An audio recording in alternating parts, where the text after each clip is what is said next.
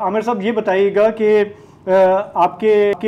आपका जो मुशाहिदा रहा है पिछले चंद हफ्तों में, तो नुकसान कौन कौन सी फसल का हुआ है और कितना हुआ है?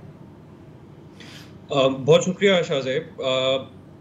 नुकसान का तखमीना तो शायद हम प्रॉपर उस वक्त लगा पाएंगे जब सरकारी आदाद शुमार आएंगे और पूरा सर्वे होगा। लेकिन अगर हम अभी अंदाज़ा लें तो पिछले कुछ दिनों में जो मैंने मीडिया के ऊपर टिकर्स देखे हैं और जो रिपोर्ट्स हुकूमत की जानिब से आई हैं, वो 583 गांव जो हैं वो इस पूरे एरिया के अंदर जो जहाँ पे पानी आया है। और अगर आप कोई 800 एकड़ का एवरेज भी लें एक गांव का, तो वो कोई 4.5 लाख एकड़ बनता है। और इनमें जो मेजर क्रॉप्स थी, ये एक बात आपके नाजरीन को और आपको जहन में रखनी चाहिए कि ये पाकिस्तान की मशरकी पंजाब की वो बेल्ट है जो पाकिस्तान की सबसे ज़्यादा ज़रखेज़ और सबसे ज़्यादा पैदावारी सलाहियत रखती है। यहाँ पे आपकी सबसे बेहतरीन फसलें होती हैं और साल में 3 फसलें होती हैं। चावल की 2 फसलें एक सीज़न में कहीं नहीं होती। ये वो एरिया है जहाँ पे चावल की भी 2 फसलें हो जाती हैं। तो अगर हम बिल्कुल सेफ साइड पे ऊपर रह के देखें कौन कौन सी फसलें ज़ाया हुई हैं, तो उसमें कॉटन का शुमार बिल्कुल होता है। पिछले दिनों हमने देखा कि हुकूमत पंजाब ने और चीफ मिनिस्टर साहब ने खुद बड़ी कोशिश की कॉटन को उगाने के लिए, और उसमें इस बेल्ट के ऊपर भी काफ़ी फोकस किया गया था। फिर आपका राइस जो है वो एक्सपोर्ट होता है, राइस की ये बहुत इंपॉर्टेंट बेल्ट है। उसके बाद मेज़ जो है, जो ऑटम कॉर्न है, वो इस मौसम में लगती है, वो तबाह हुई है। फिर तिल की जो फसल है वो बहुत से एकर्स के ऊपर तबाह हुई है।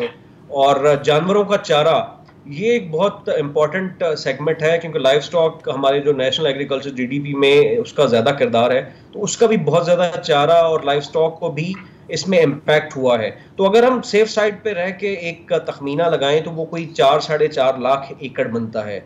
और अगर बहुत मैं मोहतात रहकर भी अंदाज़ा लगाऊं तो शायद इससे बहुत ज़्यादा लॉस होगा फार्मर्स का। अगर 50,000 के करीब भी आप 1 एकड़ का लॉस देखते हैं तो ये तकरीबन कोई 22 से 25 अरब रुपए का लॉस बनता है। ये सिर्फ फार्मर्स का लॉस है।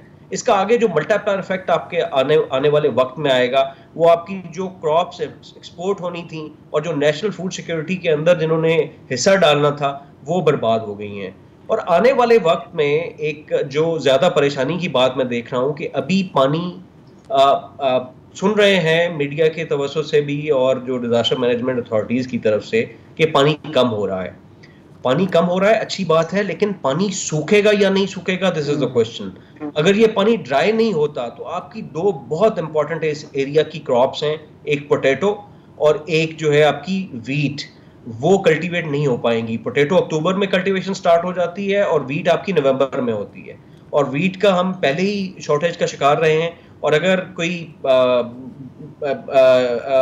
कुछ 4-5 लाख एकड़ का अगर और फर्क पड़ जाता है तो इसका डेफिनेटली जो है वो आपकी नेशनल फूड सिक्योरिटी और नेशनल इकोनॉमी को भी लॉस होगा।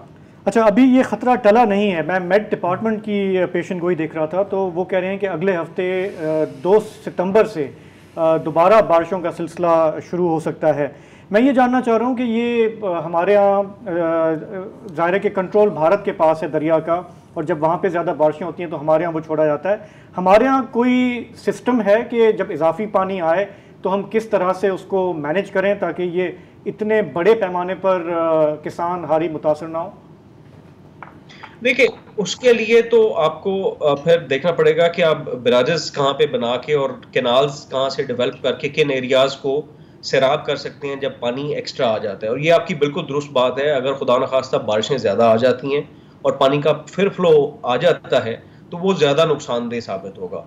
अभी हमें ज़रूरत है शॉर्ट टर्म और लॉन्ग टर्म दोनों पर इकट्ठा काम करने की। और ये हम मेरे ख्याल में बहुत अरसे से क्लाइमेट चेंज के इम्पैक्ट को देख रहे हैं, हम भी बात कर रहे हैं, आपके प्रोग्राम्स में भी बात होती है। बल्कि मैं जब ग्रीन पाकिस्तान इनिशिएटिव की लॉन्च हुई तो मोहसिन नकवी साहब के साथ मेरी कोई 2-4 मिनट की गुफ्तगू हुई। मैंने उनको एक सजेस्ट किया था कि आप एक क्लाइमेट चेंज काउंसिल जो है वो प्रोविंशियल बनाएं, ताकि प्रोविंस के अंदर जो आपके एग्रीकल्चर के साथ, क्योंकि एग्रीकल्चर जो है वो 18वीं तरमीम के बाद सूबाई सब्जेक्ट है, इरिगेशन का सूबाई सब्जेक्ट है, लाइफ स्टॉक सूबाई सब्जेक्ट है। तो एक ऐसी काउंसिल बनाकर जिसमें क्लाइमेट चेंज के इम्पैक्ट देखकर और जो एक्सपर्ट्स हैं उनकी मदद से हम मिनिमाइज किस तरह उन डिजास्टर्स को कर सकते हैं जिनकी वजह से हमें ये लॉस आ रहे हैं। तो मैं ये समझता हूँ कि शॉर्ट टर्म में हमें सबसे पहले तो ये देखना है कि हम फार्मर्स को किस तरह से सपोर्ट कर सकते हैं फाइनेंशियली। जो ये इलाका है इसमें जो नॉर्मली क्रॉप्स काश्त होती हैं वो या बैंक से लोन लिए जाते हैं, और कमर्शियल बैंक्स का आपको पता है अभी 25 से 28% जो इंटरेस्ट रेट चल रहा है। दूसरा आड़ती का सिस्टम है, वो वहां से उठाते हैं। और जिन लोगों की बेचारों की लॉस हो गई है उनकी कॉम्पनसेशन बहुत जरूरी होगी, और अगली क्रॉप आने के लिए भी उनकी मदद बहुत ज्यादा जरूरी होगी।